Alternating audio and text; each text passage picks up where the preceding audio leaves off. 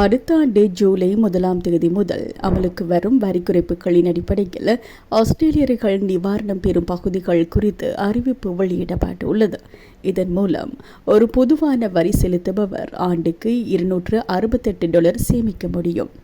தொடர்புடைய திருத்தங்கள் மூலம் ஆஸ்திரேலியர்கள் வாரத்திற்கு $5 சேமிக்கும் வாய்ப்பை பெறுவார்கள்.